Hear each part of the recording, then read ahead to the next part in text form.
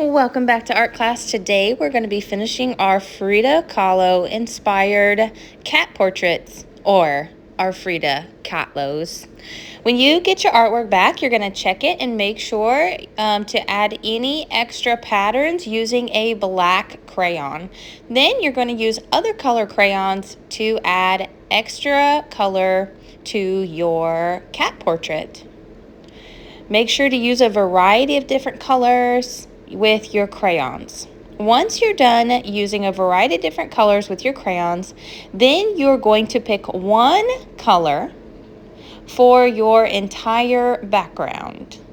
So one color.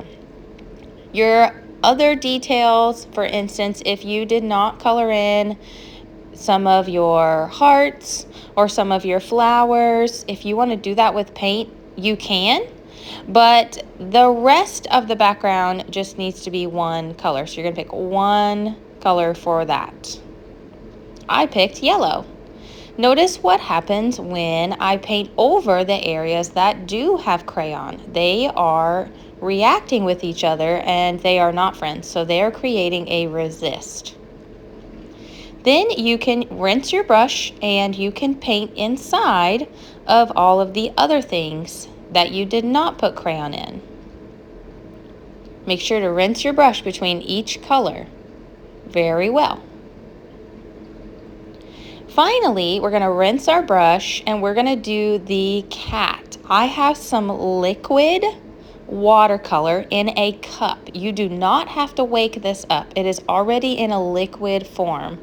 It may drip really easily, so when you dip your brush in, make sure you're wiping it on the inside of the lip before pulling the brush out completely to paint on your cat. This is a brown. I really wanted it to be a black cat, but I did not have a special black for this. So we're using a brown liquid watercolor. Once you're completely done painting, you're going to put your brush back in the water cup.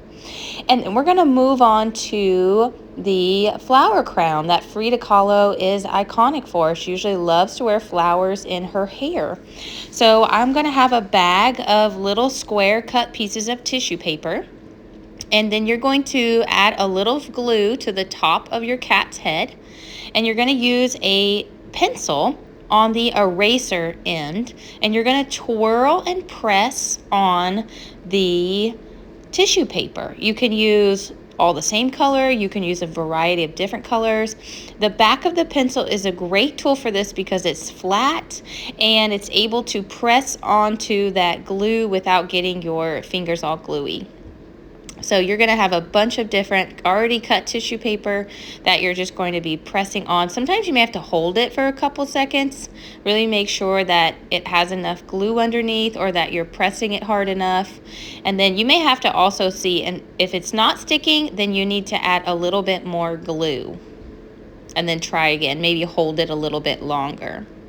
When you're completely done with all of your painting and all of your tissue, then you're going to take your artwork to the drying rack.